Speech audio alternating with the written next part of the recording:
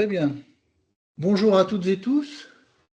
Bienvenue dans ce café dédié à la prise en compte des appréciations et des réclamations des parties prenantes en lien avec le référentiel Calliope. Bonjour Sandrine. Et bonjour à tous ceux et toutes celles Bonjour. que je n'ai pas encore salués.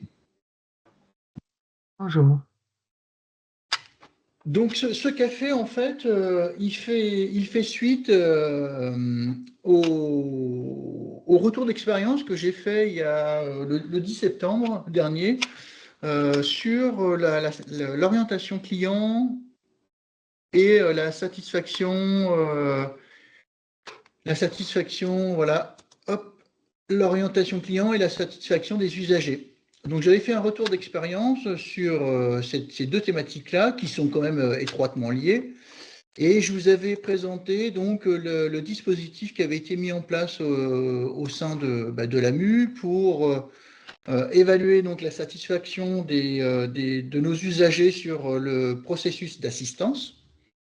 Et puis également le dispositif qui consistait à prendre en compte et à traiter donc les usagers qui étaient insatisfaits de ce service.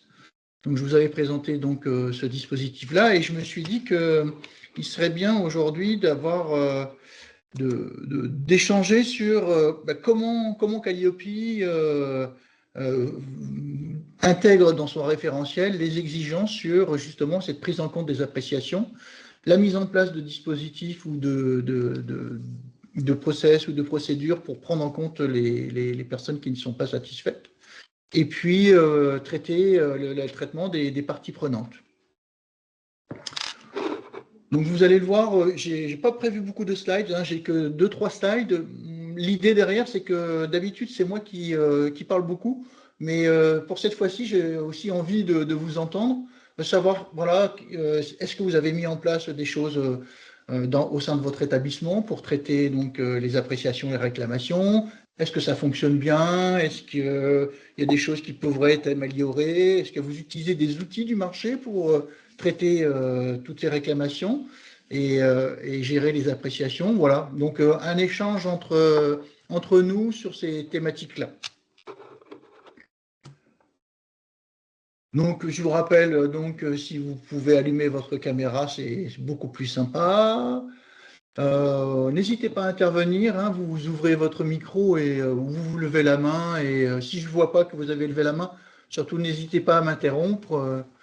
Il n'y a aucun problème. Et puis surtout, soyez libre de vous exprimer, voilà, pour partager entre vous, et puis me partager aussi votre expérience sur le sujet.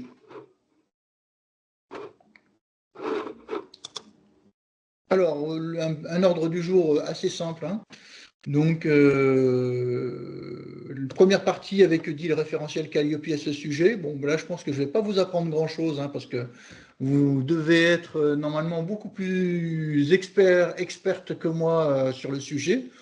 Voilà. Et puis ensuite, un échange sur les dispositifs qui sont mis en place au sein de votre établissement. Voilà, des témoignages et des partages d'expériences sous forme d'échanges et de questions-réponses si vous le souhaitez. Donc, comme je vous le disais en introduction, le 10 septembre, je vous ai présenté, j'ai fait un retour d'expérience sur l'orientation client et la satisfaction des usagers. Dans ma présentation, je vous rappelais que l'orientation client, c'est un des 7 principes du management de la qualité, hein. Donc, c'est quelque chose qui est assez important, notamment pour l'ensemble des organisations qui souhaitent être certifiées ISO 9001 ou toute autre certification normative.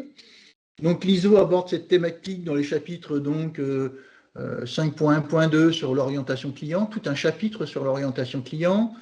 Dans le chapitre 5.3, c'est tout ce qui est lié au rôle et responsabilités au sein de l'organisme, dans lequel il est précisé que voilà, la direction doit prendre en compte en fait la satisfaction des parties prenantes, des usagers ou des destinataires de services, et doit traiter l'insatisfaction dans un dispositif dédié à cela. Et puis ensuite, il y a le chapitre 9.1.2 qui est lié à la satisfaction des clients.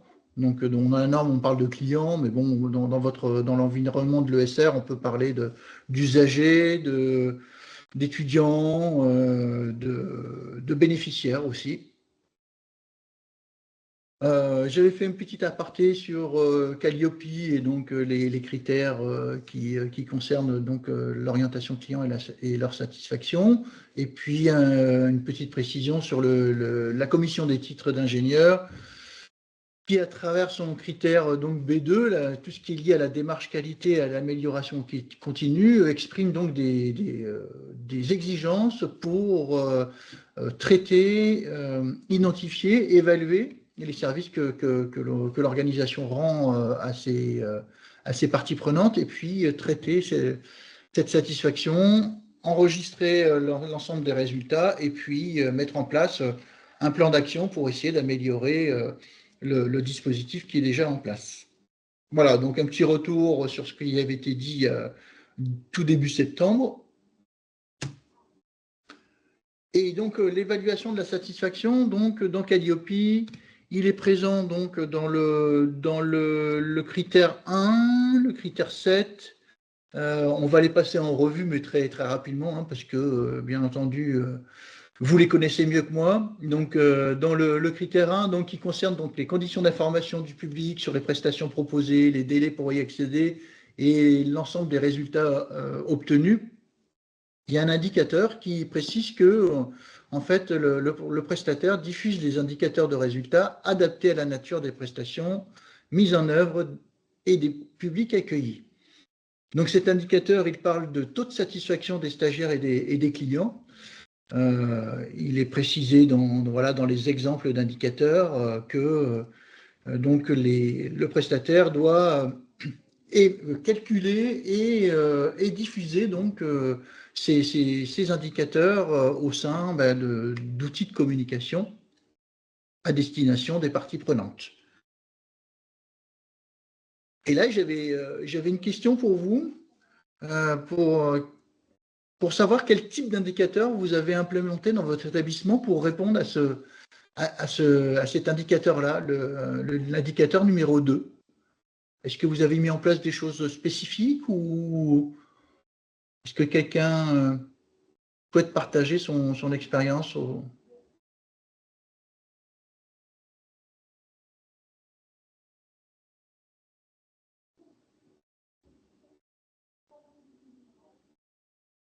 Non, personne?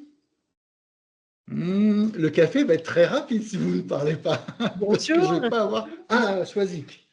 Bonjour. Laetitia Cavillard d'Université Le Havre. Donc nous, Très la bien. satisfaction, on l'a mesurée avec l'outil Sphinx. Et puis, on est en train de muter sur Ipareo pour faire nos questionnaires de satisfaction, les collecter et en sortir ensuite des indicateurs grâce à ce logiciel, en fait. D'accord. Et qu'est-ce qui vous a décidé de changer, de passer de Sphinx à Ipareo? Alors, parce qu'on est passé sur Ipareo pour notre outil de gestion, en fait, qui nous permet quand même d'avoir toute cette traçabilité de premier contact public, hein, même de la GRC carrément, hein, pour notre pôle développement, puisqu'on vient d'intégrer au sein de notre centre de formation continue un pôle développement, tout fraîchement arrivé. Donc, ce qui va nous permettre en fait de pouvoir créer une GRC du début jusqu'à la fin, jusqu'à en sortir des indicateurs grâce à Ipareo en fait. Parce qu'actuellement, Sphinx faisait un état avec un document PDF qui n'était pas forcément communicable non plus en extérieur. Ça nous imposait de gérer des fichiers Excel à côté. Donc, c'est toujours des multiplications en fait de fichiers pour une seule donnée. Donc, Ipareo va nous permettre, en fait, une fois qu'on crée notre groupe et qu'on attache nos financeurs ou toutes nos parties prenantes, en fait, nos entreprises, de pouvoir atteindre, grâce à cet outil, toutes nos parties prenantes. et en D'accord. sortir un bilan, on va dire synthétisé par des histogrammes ou des Un tableau de camemberts. bord. Voilà. D'accord. Et là, on est en Vous n'avez pleine pas migration justement sur cet outil. sur cet outil-là. D'accord, très bien. Et vous n'exploitiez pas la possibilité dans Sphinx de générer un tableau de bord avec des logigrammes ou des choses comme ça? Non? Alors, on le faisait, mais on le faisait par action de formation, par exemple.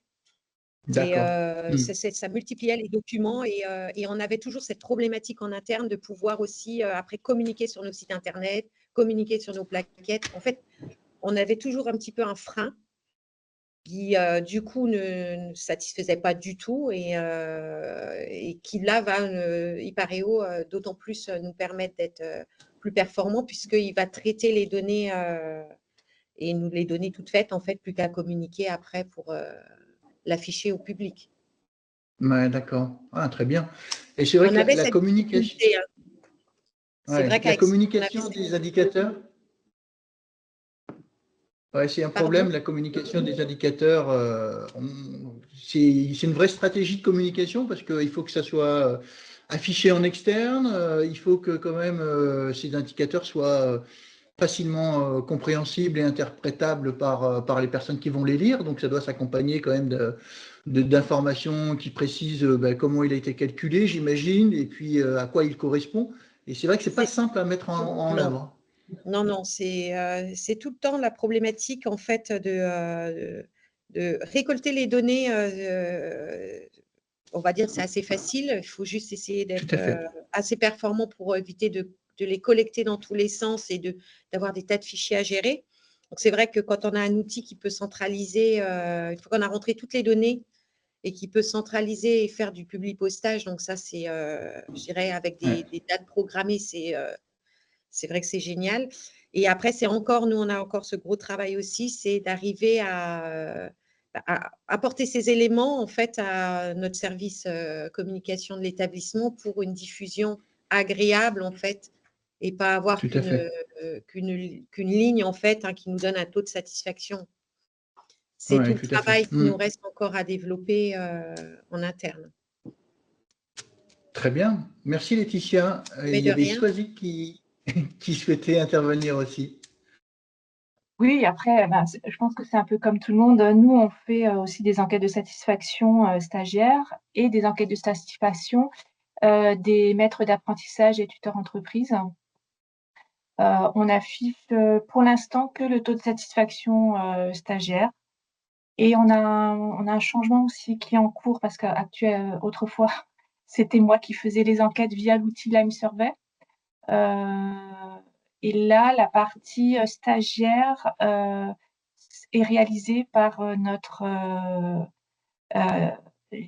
même temps que l'enquête d'insertion professionnelle, en fait. Donc, du coup, c'est une enquête à 6 mois après sortie.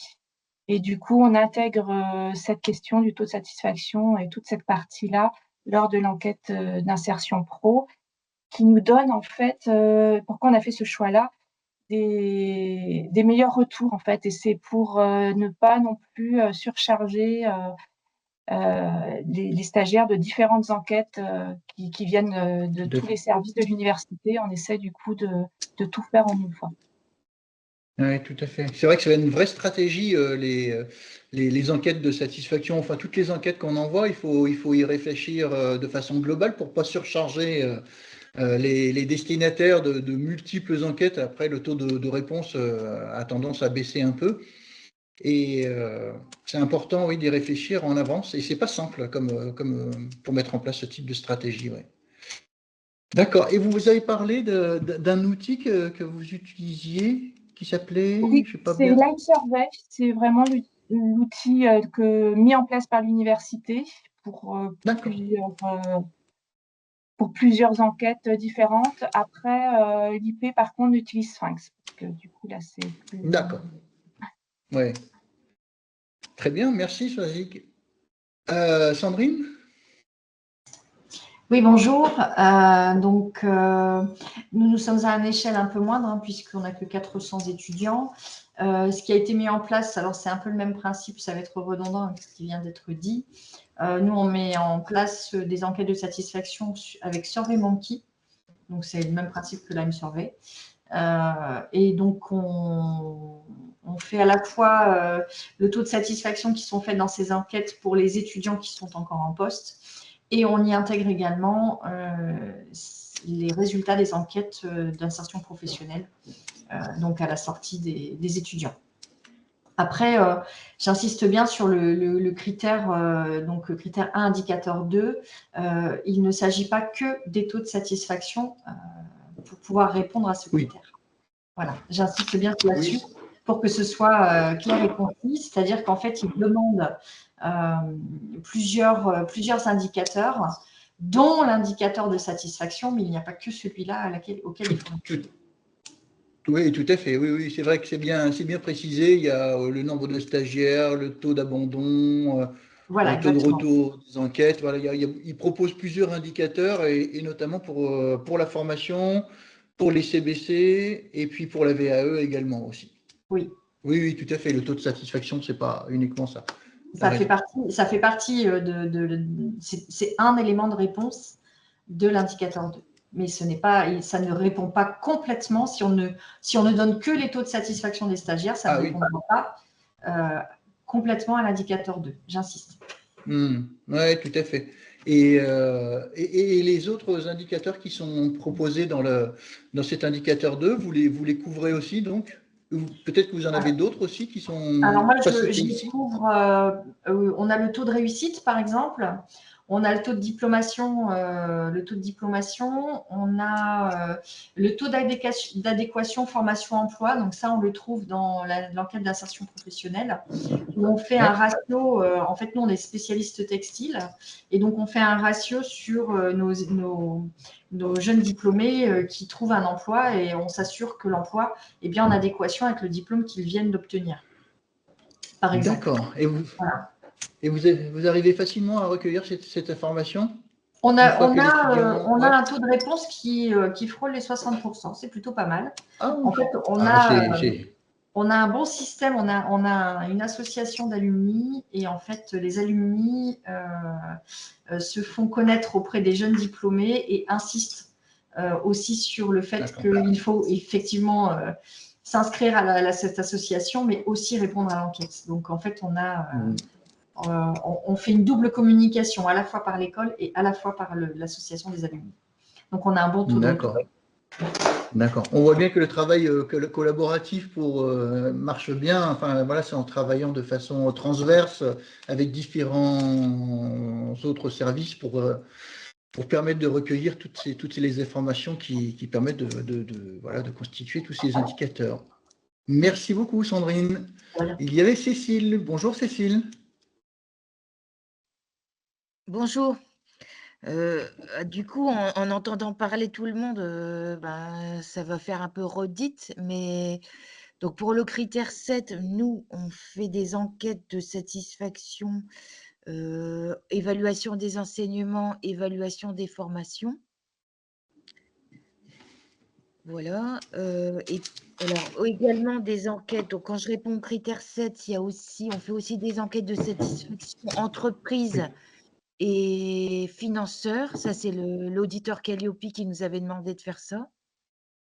D'accord. Et sur le critère 1.2, dans notre catalogue des formations qui est en ligne, on a ajouté les taux de réussite, les taux de satisfaction, les taux d'insertion professionnelle qui sont disponibles directement en ligne au niveau de chaque fiche formation.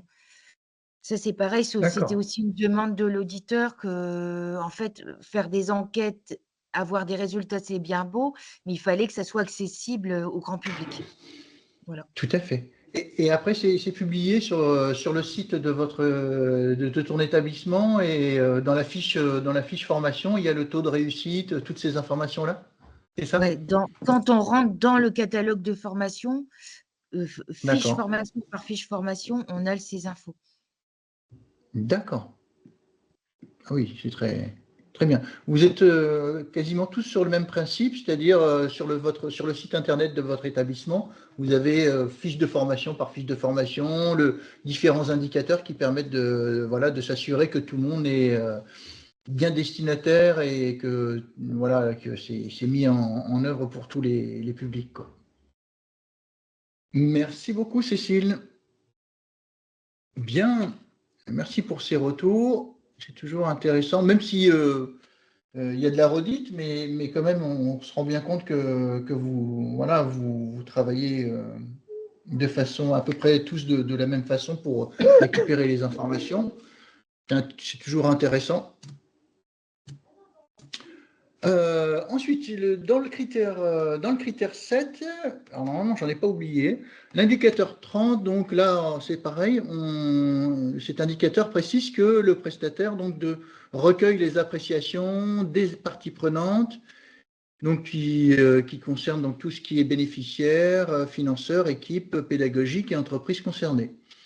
Donc là, je vois la différence entre l'indicateur 2, où là, on a différents indicateurs, le taux de retour, le taux d'interruption de prestation, le taux de réussite, le taux de satisfaction. Et là, on a quand même quelque chose qui est un peu différent, c'est-à-dire que là, vous devez recueillir les appréciations des parties prenantes. Et donc, ce recueil des associations, il se fait à travers le même questionnaire le même questionnaire qui est envoyé aux parties prenantes, ou est-ce que c'est des questionnaires qui sont séparés et qui donc interrogent sous la forme d'autres questions?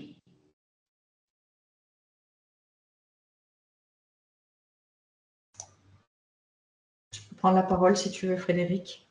Oui.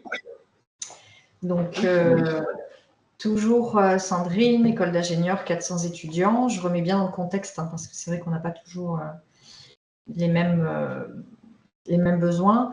Alors, nous, on répond à l'indicateur 30, effectivement, en faisant un recueil des appréciations. Nous avons un questionnaire spécifique, bien sûr, pour les usagers, qui sont les étudiants, les apprentis et nos étudiants en formation continue. Nous avons une enquête spécifique pour les financeurs et une enquête spécifique pour les équipes pédagogiques et une autre pour les entreprises concernées.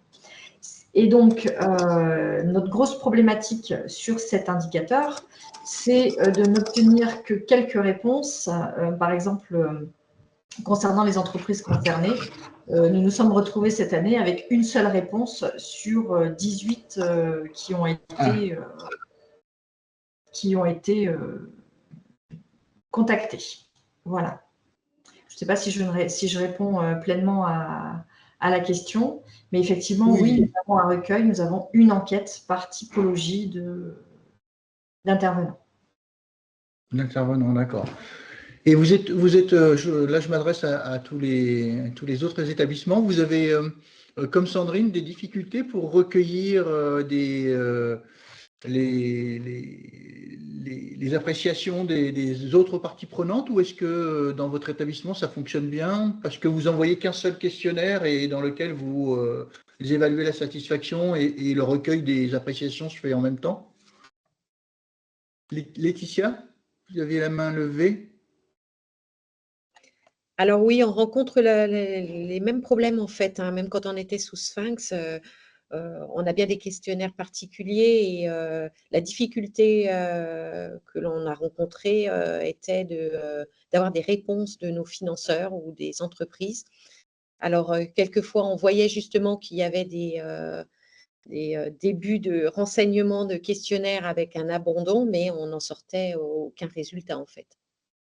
Et ça, et on a essayé de réduire encore nos questionnaires afin qui paraissent pas tout de suite lourds quand on reçoit, parce que c'est vrai qu'il en existe tellement des questionnaires de satisfaction, on en reçoit tellement que tout à chacun, même nous, quelquefois, on a des questionnaires et on se dit: «Oh là là, encore un». Donc on a essayé de réduire, mais malgré tout, on n'obtient pas des questionnaires renseignés côté des financeurs. D'accord. C'est une problématique aussi. Oui, c'est très compliqué d'avoir Autant je pense qu'un taux de satisfaction se recueille beaucoup plus facilement parce qu'il y a voilà, on sélectionne une valeur parmi plusieurs proposés. Autant les appréciations, la formalisation des appréciations et du retour des parties prenantes, qu'ils soient financeurs, bénéficiaires ou entreprises, ça doit être beaucoup plus compliqué. Ouais, tout à fait. Cécile, tu avais… Alors nous, donc je reviens à ce que j'avais dit. Donc on a l'enquête, évaluation des enseignements, évaluation des formations. Alors sur enquête entreprise, les taux, nous, c'est un peu moyen, genre 30%. Et financeurs, c'est pareil, rien du tout. Rien du tout, rien du tout. Mais le seul auditeur, il nous avait prévenu qu'on aurait très peu de taux de retour. Et sinon, je complète, quand je réponds au critère 7, je complète par le retour des réclamations. En fait, on a un outil de recueil des réclamations qui est aussi en ligne et qui marche avec l'outil Sphinx. Et en fait, chaque année, je fais un bilan des réclamations. Est-ce qu'on y a répondu? Est-ce que c'était les mêmes questions qui revenaient? Et je l'ajoute à mon recueil de preuves sur le critère 7. D'accord. Donc, en fait, les parties prenantes, ils ont la possibilité aussi d'avoir un formulaire pour, voilà, un formulaire de réclamation qui leur permet de s'exprimer sur le fait qu'ils sont insatisfaits d'une partie du service rendu, quoi. Voilà. Mais, ouais. Tout à fait, ouais. D'accord. Fatima, tu souhaitais intervenir? Je vais être redondante. Je rejoins Laetitia et Sylvie, pareil, Cécile, pardon. Pareil, bon, enfin moi, c'est une enquête qui est faite sur une plateforme, donc on évalue les satisfactions des clients qui font appel à une demande de service d'analyse ou de projet de recherche, ou également on évalue à travers une autre enquête nos prestataires et nos fournisseurs, puisque la norme l'exige. Donc, le retour que j'ai, c'est que c'est pas top. Enfin, je suis autour de 20 à peine, 20% dans les deux. Alors, je fais des rappels, des relances à chaque fois. En fait, j'envoie l'enquête et pareil, je travaille sur l'amélioration des questions, de viser les questions les plus pratiques, les plus simples, les plus importantes. Pareil, j'ai oublié de le préciser, je travaille avec l'AIM Survey au niveau de l'université de Rouen. Donc, cet outil est mis à notre disposition. Donc, on a du mal à avoir l'usage d'un autre outil parce que c'est très réglementaire. Voilà. Donc, sinon, oui, je rencontre un peu les mêmes soucis de retour. D'accord. Mais après, un taux de retour de 20%, bon, c'est pas non plus catastrophique quand même, hein. Alors, j'ai essayé d'identifier, pardon, excuse-moi, oh, je t'en prie. Frédéric, j'ai essayé d'identifier le problème, pourquoi j'avais pas assez de retour. Et en fait, je me suis aperçue que, par exemple, par rapport c'est l'envoi de l'enquête. Du coup, parce que en fait, nous, on avait fait une procédure que le responsable du projet, le pilote, envoie l'enquête après sa prestation au client. Le client, ça peut être un industriel, un chercheur dans un autre service public, etc. Et donc, celui qui a terminé la prestation, la manip, en quelque sorte, le service, il envoie l'enquête. Et c'est toujours, quelquefois, ce n'est pas fait. Du coup, je suis remontée à ça et du coup, j'ai réalisé une amélioration en l'envoyant moi-même en tant que responsable management qualité, l'enquête. Et c'est là que j'ai un meilleur retour. D'accord. Oui, c'est sûr que… ouais, ça coince à ce niveau-là, en fait. Après, avec l'AIM Survey, c'est des fichiers Excel, hein, comme l'ont décrit certaines. C'est vrai que c'est… voilà, il y a beaucoup de documents, quoi. Voilà, il faut après exploiter. C'est moi qui exploite, qui fait les histogrammes, enfin les résultats. Et pareil, je sélectionne ce qui est parlant et je mets sur le site de notre plateforme les résultats, taux de satisfaction, Est-ce qu'on recommande notre plateforme pour attirer d'autres, évidemment, clients? Les noms, les clients, qu'est-ce qu'ils verraient quelle solution ils proposeraient pour qu'on réponde mieux à leurs demandes, là, pour améliorer, etc. Donc, c'est un échange. Je laisse ouvert l'enquête pour avoir aux personnes s'exprimer, en fait. D'accord. Eh bien, merci pour ce retour. Nathalie, tout est partagé ton. Ouais, en fait, moi, j'ai une petite question pour Fatima. Ça m'intéresse parce que, en fait, nous, en fait, moi, je suis école d'ingé NCBS à Lorient. Et donc, on est passé de Lime Survey à Sphinx. Et en réalité, tout à l'heure, quand tu as dit, finalement, je les envoie moi-même et comme ça, je suis sûre, etc. Oui. Et en fait, moi, j'ai une interrogation, c'est que lorsqu'on envoyait, par exemple, pour l'insertion professionnelle aux diplômés N+1, N+2, N+3, lorsqu'on envoyait via Lime Survey, c'était une adresse mail de l'NCBS que les diplômés voyaient apparaître et du coup on avait un taux de réponse très satisfaisant et là on est passé sur puisqu'on est nouvellement CGE, donc l'année dernière on est passé par Sphinx à cause du fait qu'on est CGE et là c'est une adresse mail sécurisée et anonymisé, on va dire, qui est envoyé via Sphinx auprès des diplômés. Et là, je suis tombée à 40% de taux de réponse. Parce qu'effectivement, c'était pas, même si le message était bien signé du directeur avec une identification, que c'est bien votre école qui vous envoie un questionnaire, en fait. Et là, Sphinx nous a proposé, enfin via la CGE, nous a proposé de mettre notre adresse NCBS dans Sphinx, sauf que le service DPO n'accepte pas ça, n'accepte pas qu'on puisse mettre le domaine de l'université dans Sphinx. Et du coup, je voulais savoir à Rouen comment, en fait, est-ce que lorsque tu envoies via Sphinx, c'est ton adresse qui est identifiable par Excuse-moi, les je ne personnes travaille pas qui avec reçoivent. Sphinx. Excuse-moi, je me suis mal exprimée. Ah, d'accord. Je travaille pas avec Sphinx, je travaille avec Lime Survey. Donc, je recueille D'accord. la satisfaction, enfin la réponse des clients et c'est moi qui envoie l'enquête. Donc, ensuite, par mail. Donc, c'est vraiment un travail un peu Ouais. manuel. Oui, entre guillemets. oui, c'est justement Et voilà, quand ça on le demande, c'est faisait ce que tu as à... décrit, c'est ce que vous avez décrit au Ouais. départ. C'est plein de fichiers, plein de documents, Excel, Word, PowerPoint même quelquefois. Et Oui, c'est du ça. coup, c'est C'est ce qu'on du faisait boulot. avant. Ouais. Ouais, c'est ce Et que du je fais. coup, avec la M-Survey, ils identifient que c'est toi qui leur Oui, envoie, quoi. tout Ouais. à fait. Alors, Tout à je ne sais fait. pas si dans l'assistance, il y a des personnes qui utilisent Sphinx et qui pourraient voir si, enfin, si, si vous avez le même problème que moi au niveau de l'identification l'adresse de l'adresse en fait via Sphinx. Voilà. Merci. Si jamais.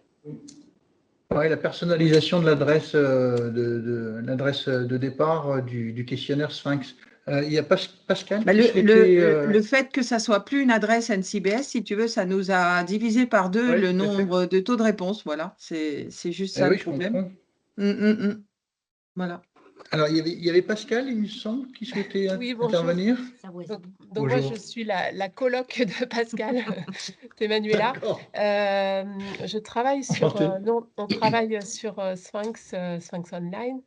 Et par contre, on a un hébergement à l'école en fait de l'application. Et du coup, ce qui nous laisse la possibilité, enfin, je ne sais pas si c'est ça qui nous permet ou pas, mais en tout cas, on peut adresser une invitation aux apprenants avec l'adresse que l'on choisit. Alors, est-ce que c'est parce qu'il est hébergé chez nous? Je ne sais pas, mais en tout cas, on travaille depuis très longtemps avec Sphinx. Ça fait une quinzaine d'années et on l'utilise pour toutes nos enquêtes. Et du coup, on a fait le choix il y a plusieurs années de l'héberger chez nous. Je ne sais pas si c'est encore possible ou pas, je ne sais pas. Mais voilà, en tout cas, c'est peut-être une réponse, ça peut peut-être apporter quelque chose. Mm. Ouais, C'est vrai qu'il merci. il y a deux clients Sphinx, hein. Il y a le client web, donc faire les formulaires et les questionnaires à travers un navigateur, et puis il y a ce qu'ils appellent le client lourd qu'on installe sur un poste et qui permet de faire beaucoup plus de choses, j'imagine, que le client web. Et peut-être que c'est une piste, il faudra peut-être poser la question Oui, au Ouais. support de Sphinx qui Oui, alors, ont l'air assez réactifs aussi. mais c'est même pas lié au fait, parce que nous, on utilise les deux versions, la version web et la version Ah, logicielle, mais là, c'est vraiment le fait d'avoir installé la version en ligne sur nos serveurs. très bien. en fait, moi, Merci j'ai la pour cette précision. possibilité, hein. J'ai la possibilité, c'est juste que c'est un problème de DPO, quoi, en fait, de pas mettre. Alors, effectivement, peut-être que si c'était hébergé en Mm, dur à l'université, peut-être qu'on n'aurait pas ce problème mm. de domaine, en fait. Oui, je vais creuser. Merci, en tout cas. Et Nathalie, j'ai une question pour Ouais. toi. C'est quoi la problématique DPO de voir l'adresse de votre établissement dans l'URL? C'est en termes de confidentialité Oui, des je données, pense je que vois pas c'est de la trop. protection des données. Je suppose que c'est de la protection des données. Ouais, je sais pas. Je suppose elle a dû voir dans l'arborescence que c'était insuffisamment sécurisé. Je Peut-être, oui. suppose, hein. Oui. Cécile, tu souhaitais intervenir? Merci beaucoup, Nathalie. Non, non, je sais pas, il y a Non, d'accord, parce que tu as encore ta main il y a- levée, d'accord. C'était Sébastien, il me semble aussi, qui souhaitait intervenir. Oui, bonjour. Moi, j'ai pas assez d'expérience et de recul sur Calliope, mais je vois mes collègues travailler, effectivement, fournir des fichiers Excel avec des enquêtes.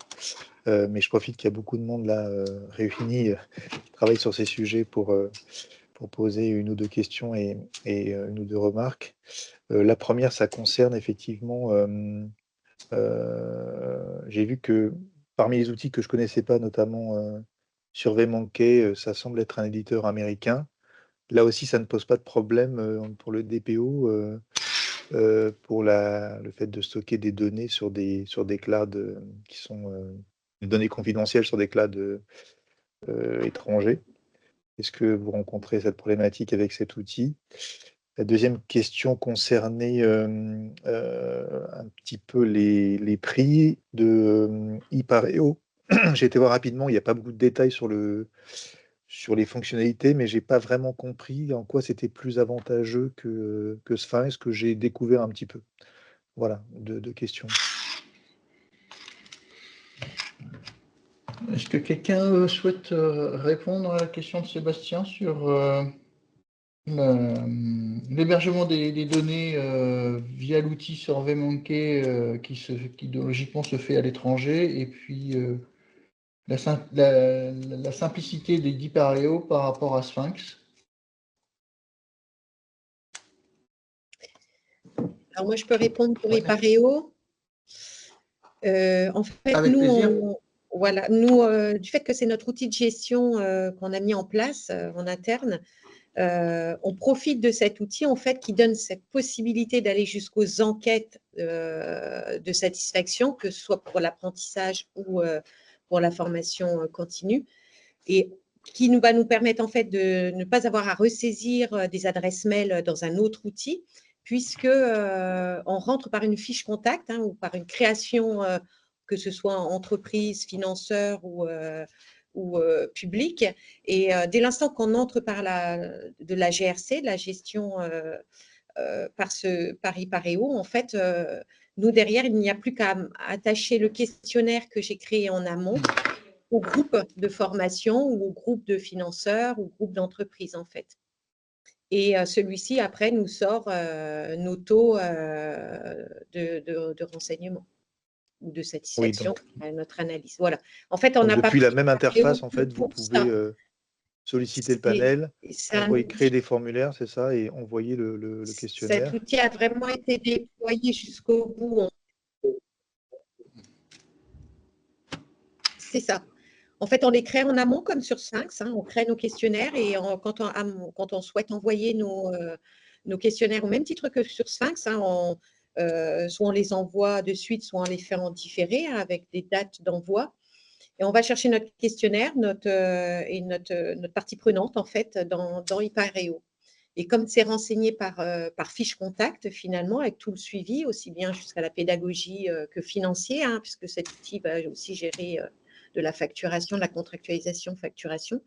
Donc, en fait, on arrive à cette finalité d'outil avec ce module qui nous permet de boucler, de ne pas avoir à utiliser encore un autre logiciel, en fait, et de renseigner, du coup, par le fait et ce qui nous résout aussi le problème de tout ce qui est gestion de RGPD, puisque du coup, le contrat avec Hypareo nous assure de cette gestion et de protection des données. D'accord, c'est un éditeur français qui est dans le cloud et les données sont hébergées en France. Oui, c'est ça. Ça ne s'installe pas sur les serveurs de l'université. Non, non, non. D'accord. Parce que d'autres établissements, comme vous savez, sont aussi sensibles à cette question et vont jusqu'à plutôt privilégier les éditeurs ou les solutions comme l'AMS Surveil qui sont capables d'être hébergées en auto-hébergement. C'est-à-dire que non seulement Alors les nous, données sont en France, mais en plus c'est hébergé dans l'établissement lui-même. ça a été une décision en interne. Ça a commencé par, ça a été implanté avant même mon arrivée, côté que pour l'apprentissage, tout ce qui était gestion des CERFA, et D'accord. qui se déploie depuis 2 ans au niveau de la formation continue. Pour terminer, une idée un peu de prix, une échelle de prix, ça marche par utilisateur, par nombre, non? Pas du tout, pas du tout, pas du D'accord. tout, mais je pourrais demander à ma hiérarchie, au pôle financier, parce qu'après, il y a des modules aussi, tout ce qui est, par exemple, là, on vient récemment de signer un module pour tout ce qui est signature en dématérialisé, en ligne, en fait, pour même nos émargements de présence. Donc, en fait, il y a des modules après qui se rajoutent. D'accord, parce que j'étais voir rapidement le site et je n'ai pas vu de prix, je n'ai Oui. pas vu de détails trop sur les prix et les fonctionnalités. Merci beaucoup. Mais de rien, merci. Merci beaucoup, Laetitia. Merci, Sébastien. Nathalie, tu souhaitais ajouter quelque chose? Ah oui, c'était par Oui. rapport à la question de Sébastien concernant l'hébergement à l'étranger. Et c'est vrai que nous, on est sensibilisés sur ça avec la CTI qui, par exemple, refuse nos éléments de preuve sur Teams ou sur Moodle parce que justement, c'est un hébergement à l'étranger. Du coup, ils préféraient quelque chose comme Rezana ou ce qu'ils nous demandent depuis très longtemps, c'est d'avoir notre propre classement interne auquel on leur donnerait accès. Et c'est vrai que on n'a pas ça, quoi, en fait. Donc, à chaque fois, on est obligé de faire un lien anonymisé via Moodle pour qu'ils puissent. Mais bon, ils nous retoquent à chaque fois que c'est pas ce qu'on a demandé et que les données ne sont pas sécurisées de cette façon-là, quoi. Donc, c'est un vrai sujet. L'hébergement, où est hébergé. Bon, après, je ne sais pas répondre par rapport à la question que j'avais posée pour la DPO. Je suppose que c'est aussi ça, mais voilà, c'est un vrai sujet. Je sais que pour la CTI, pour eux, c'est pas normal qu'on n'ait pas un système d'archives locales dans l'école pour publier nos données sensibles. Effectivement, C'est la un question sujet. la question de l'outil est assez cruciale parce qu'elle traite à la fois de la simplicité d'usage pour limiter le nombre de fichiers, ce que vous avez parfaitement décrit, et le nombre de manipulations pour communiquer, diffuser, voire comparer sous forme peut-être de dashboard. Certains outils peut-être font des diagrammes automatiques. Et déjà, ça, c'est un plus. Mais il y a la question, s'agissant des enquêtes de la la confidentialité des données. Récemment, j'étais effectivement sur le sujet de la DPO, c'est pour ça que je me suis permis la question. Mais voilà, là aussi, l'outil rentre encore en ligne de compte parce que certains vont être soit encore une fois héberger les données sur des serveurs ou des clouds extérieurs, soit vont même l'héberger sur des serveurs qui sont à l'étranger. Donc, ça pose question. Effectivement, Lime Survey permet d'héberger sur site, Ouais. mais c'est un logiciel qui ne fait pas tout et qui Non. oblige à un retraitement.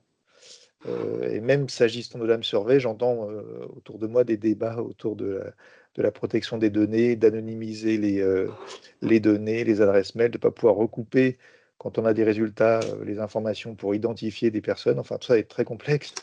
Oui, Et parce pourtant, il qu'on vous a faut faire accès, hein, on a des accès, enquêtes si on veut. Mm. pour justifier de Mm. Calliope, si j'ai bien compris. Ouais. Et bon, visiblement, c'est peut-être ma troisième question, je terminerai là-dessus, c'est que Calliope oblige à des enquêtes de satisfaction, mais n'est pas visiblement regardant sur la nature du panel. S'il est trop faible, par exemple, ça n'a pas trop d'importance, si j'ai bien compris. Si vous pouvez me confirmer cela. Et je vois passer des fois des résultats où des panels sont très faibles. Mais Je confirme, c'est bien ça. Excusez-moi, je vous coupe, mais c'est bien ça. En fait, ils ne regardent pas le nombre de répondants. Ils regardent que, en fait, on l'a fait et il faut pouvoir prouver qu'on l'a bien envoyé et que malheureusement, on a une fin de recevoir et qu'on n'a pas de résultat. Mais en fait, on doit prouver par copie des mails, par exemple, qu'on l'a transmis aux financeurs et que malheureusement, on n'a pas de retour. D'accord. D'accord. Et puis juste un dernier point, effectivement, j'imagine que, alors j'ai cru comprendre, j'ai un peu mal à comprendre, effectivement, il faut que je creuse davantage vos métiers sur l'histoire de Calliope et de la formation continue, mais visiblement, il y a donc des critères précis et vous pouvez faire chaque année des enquêtes un peu similaires. J'ai l'impression qu'on peut finalement, même s'il peut y avoir des variations suivant une année ou suivant l'angle qu'on veut tester ou pas, mais j'ai l'impression qu'on peut finalement répéter les mêmes, enfin que se répètent les mêmes enquêtes ou les mêmes critères chaque année, et d'où l'intérêt aussi d'une matrice et d'un outil qui peut générer, j'imagine, chaque année une matrice plutôt que. Alors, il y a Excel, hein, j'imagine, qui génère les mêmes questions et peut-être les mêmes indicateurs, mais voilà, l'outil aussi peut être intéressant pour remettre dans la machine avec un panel différent ou qui change chaque année, bah, au moins sortir des chiffres plus rapidement et pouvoir comparer peut-être d'une année sur l'autre. Et là aussi, l'outil est important. Mm. C'est vrai que Sphinx permet la génération de tableaux de bord comme ça. Et si le questionnaire est, entre guillemets, bien construit, c'est-à-dire que si on a mis une année, par exemple, ben, on peut avoir une historisation des réponses qui se fait d'année en année, quoi. Vas-y, que vous souhaitiez intervenir? Oui, c'était juste pour intervenir sur le panel, parce que moi, il me semble pas qu'on peut choisir son panel. L'enquête doit être envoyée à tout le monde, hein. Par contre, on n'a pas une obligation de résultat. Si les gens répondent pas après, normalement, il faut quand même faire au moins une relance. En tout cas, nous, c'est ce qu'on préconise. On n'a pas une obligation de résultat sur les réponses. Par contre, l'envoi, on n'a pas à choisir telle ou telle formation. Tous les stagiaires doivent être Interrogé. interrogés. Oui, je disais panel, c'était le mauvais terme, vous avez raison de me reprendre. C'était plutôt l'effectif en fait qui restait au final. C'est le taux de réponse, en fait. On n'a pas C'est ça. d'obligation sur le taux de réponse. Ouais. C'est ça, voilà. Ouais. Vraiment pour le terme, vous avez raison. Merci. Sandrine, tu souhaitais préciser quelque chose? Oui, moi, je voulais simplement préciser, nous, on travaille avec SurveyMonkey, qui nous permet en fait d'avoir un tableau de bord d'année en année qui nous permet de garder en mémoire les résultats des années précédentes. Ça nous permet de faire des extractions Excel qui sont très faciles du coup d'utilisation et de décryptage. Après, SurveyMonkey, bien sûr, a ses limites puisque je le répète sans arrêt depuis le début du webinaire, mais on n'a que 400 étudiants, donc c'est facilitant aussi. Mais je trouve que c'est un très bel outil de travail qui est utilisé à la fois, puisque nous, on a deux types d'enquêtes. On a l'enquête que l'on appelle établissement pour l'ensemble des services et pouvoir avoir une vue globale de la satisfaction sur l'établissement et également utilisé par une enseignante qui a la responsabilité en fait des questionnaires de satisfaction spécifiques formation, hein, donc pour chaque module. Voilà. Et c'est un logiciel qui est très facile d'utilisation. On duplique le questionnaire d'une année sur l'autre. On se fait un petit comité pour savoir si on doit corriger une ou deux questions. On le modifie d'année en année, mais très honnêtement, depuis 4 ans, la base est quasiment la même qui se reproduit. Voilà. D'accord. Et l'exploitation des données par Excel, c'est assez simple après. Donc c'est un fichier plat pour lequel vous générez des graphiques après et des tableaux de bord, un genre de tableau de bord? Alors, lorsqu'on fait une extraction sur VMonkey, il nous extrait d'emblée un logigramme. Donc, Ah, d'accord. d'emblée, en fait, on a à la fois un tableau avec les résultats et un visuel. Donc, c'est plutôt pas mal. Après, très honnêtement, moi, les visuels, je les retravaille parce qu'après, je les présente sous forme de PowerPoint à notre comité d'administration. Donc, voilà, j'aime que ce soit joli. Donc, je les retravaille, mais on a une prévisualisation qui est plutôt sympathique. D'accord. Merci à toutes et tous pour ces témoignages qui sont quand même très intéressants. Je voulais aborder avec vous un dernier point et puis après on clôturera. Dans Calliope, donc le critère 7, l'indicateur 31 et puis 32, il est précisé que donc le prestataire donc il met en œuvre des modalités de traitement des difficultés rencontrées par les parties prenantes, les réclamations exprimées, etc.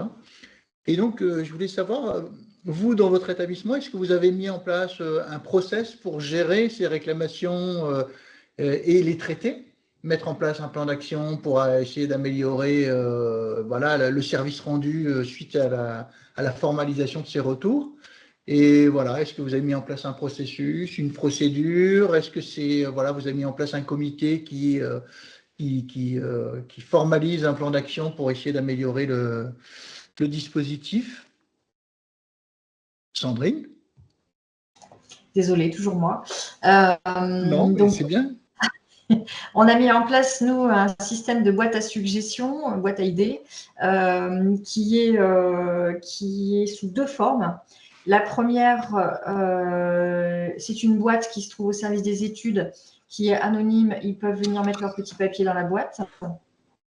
Ça se trouve juste au-dessus des boîtes aux lettres des étudiants. Donc, en fait, chaque étudiant a sa propre boîte aux lettres, ce qui est facilitant. Comme ça, il peut chercher son courrier, peut mettre discrètement dedans, voilà. Et la deuxième chose, en fait, on a mis un système de tickets sur l'intranet, mais par contre, ce ticket-là n'est pas… en fait, on connaît évidemment le nom de la personne qui l'a… c'est pas anonyme. Et donc, ça peut parfois poser souci. Donc, on a décidé de faire sous 2 formes, sous forme anonyme ou sous forme sur laquelle on peut apporter une réponse. Comme ça, l'étudiant a vraiment le choix. S'il souhaite une réponse, il passera plutôt par le NT. Si c'est plutôt anonyme, à ce moment-là, nous, on recueille, on fait un recueil de ces demandes anonymes et le retour est fait en conseil des études. Donc, de manière tout à fait anonyme également, on y répond, on fait un plan d'action qu'on l'on transmet au conseil des études, puisqu'au conseil des études, nous avons des représentants des étudiants. Et ensuite, ce sont ces représentants des étudiants qui transmettent par leur propre réseau de communication aux autres étudiants. D'accord, très bien. Intéressant. D'autres pratiques concernant la prise en compte des retours des parties prenantes et puis les mesures d'amélioration que vous pourriez éventuellement mettre en œuvre dans votre établissement? Oui, Laetitia. Alors nous, on fonctionne pour tout ce qui est analyse des appréciations, des réclamations. Les réclamations, je fonctionne encore à l'ancienne et j'ai fort espoir de pouvoir obtenir un module sur Ipareo avec un système de gestion de tickets pour les réclamations. Aujourd'hui, on fonctionne par… on publie une adresse réclamation pour la partie formation continue et une adresse réclamation pour la partie CFA. Quand les personnes écrivent sur ces adresses mail en tant que qualiticienne, j'enregistre un fichier Excel, hein, tout simple, encore à l'ancienne méthode, où je vais y renseigner la problématique et puis y mettre en place des actions avec les responsables qui seront en charge de s'assurer que ça fonctionne. Et je sors des petits graphiques, mais vraiment en interne, on ne peut pas dire qu'on est assommé de réclamations, et tant mieux, donc qui sont plus ou moins parlants, on va dire, pour le coup. Et je gère de la même façon les recours, quand on peut avoir des recours, de la médiation. Je les gère au même titre. Et on fait mensuellement une réunion avec les pilotes de pôle et la direction pour les actions à mettre en place, ce qui peut en faire découler justement des fois des améliorations, que ce soit pédagogiques, administratifs, accueil, qualité s'il y a besoin. Mais encore à cette ancienne méthode de fichier Excel qui est peut-être pas mail, fichier Excel. Donc, on reçoit, enfin, on prend aussi les doléances de nos stagiaires, nos publics, verbalement, hein, bien sûr, que ce soit au téléphone ou physiquement, mais on redirige vraiment nos parties prenantes à écrire sur ces adresses mail pour que ce soit formalisé et traité et enregistré ensuite au niveau de la qualité. Bien sûr. Vous avez dit que vous mettez en place des plans d'action. Est-ce que vous les suivez, ces plans d'action, pour évaluer l'efficacité des actions que vous avez menées? Alors, c'est toute la difficulté en interne. Oui. Parce c'est pour ça que je pose des que questions. Mais tant pour vous mettre, que c'est… alors, je ne sais pas si c'est le cas que pour moi, mais tant que c'est sous la responsabilité de la qualité, c'est renseigné. Et c'est toute la difficulté. Alors, on attendait du renfort humain, et ce qui est le cas. Donc, on a eu de nouveau une remise en place même de définition de process, hein, clairement. Hein. On dit que la qualité, c'est de l'amélioration continue. On est en plein dedans, nous. Pour essayer justement de bien redéfinir et essayer de donner encore plus la responsabilité aux responsables de pôle de faire vivre en fait ces plans d'action et de pouvoir, à mon niveau, ne faire plus que des points d'étape de surveillance et être le réel support en fait. Mais de plus le porter, puisque ça ne vit que si… je pense qu'il faut arrêter de pousser les équipes, mais il faut arriver à aller dans l'autre sens. Donc, les responsabiliser un peu. Voilà, c'est ça. Responsabiliser les personnes pour qu'ils prennent vraiment l'enjeu de ces questionnaires, de ces réclamations, et qu'ils puissent suivre eux-mêmes le dispositif. C'est vrai que bien souvent, on fait porter à la qualité. En fait, c'est surtout, souvent, les actions sont mises en place. Hein. Ce n'est pas un souci de pas prise en compte de la problématique. Les actions sont mises en place, mais en fait, c'est le remplissage de simples fichiers Excel qui se rajoutent à d'autres missions qu'ils ont et qui peuvent être encore des fois un peu à l'oubli. Tout à fait. Merci beaucoup, Laetitia. On va terminer avec Fatima qui souhaite intervenir.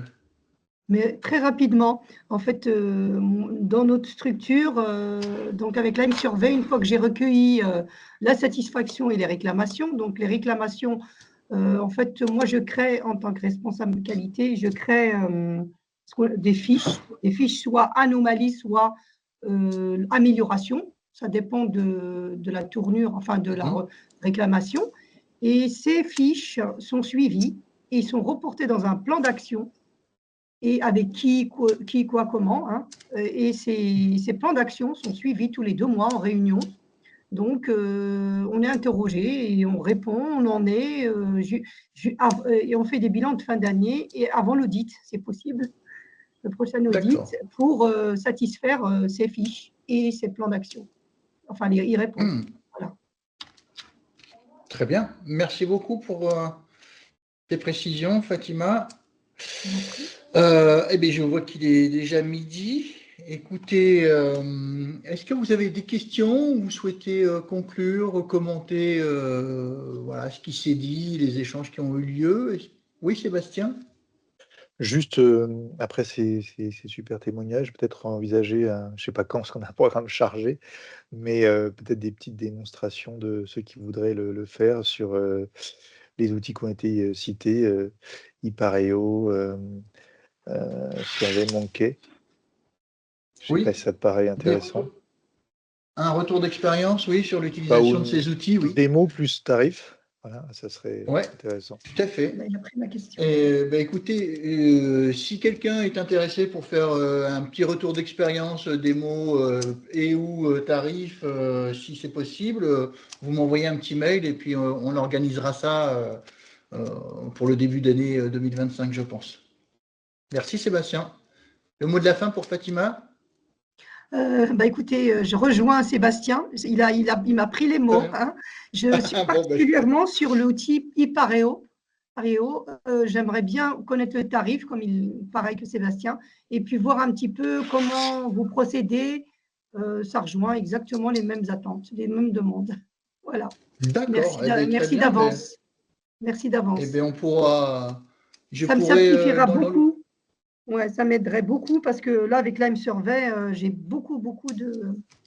En fait, Lime Survey, il est très bien en soi, mais il y a beaucoup d'exploitation, beaucoup de présentations, beaucoup de. Voilà. Très bien. Écoute, il n'y a pas de souci. Je me le note et je mettrai en question à la petite com que j'envoie à chaque fin de séance. Comme ça, si des personnes souhaitent se proposer, voilà, format classique, 1 heure, une petite démo, quelques questions, quelques échanges, et puis rien de vraiment difficile à préparer, pas de préparation. Voilà, on privilégiera les échanges au cours de ce retour d'expérience. Mais écoutez, Après, il me reste à vous. Si je peux me permettre, Frédéric, ça va assez vite de faire une démo, si je peux me permettre. Peut-être faire conjointement, donc 10 minutes chacun. Moi, je peux me proposer de faire SurveyMonkey sur 10 minutes, un quart d'heure, et puis quelqu'un d'autre sur un autre logiciel sur le même temps. Je le ferai pour Ipareo aussi. Et je vais essayer de vous obtenir des tarifs.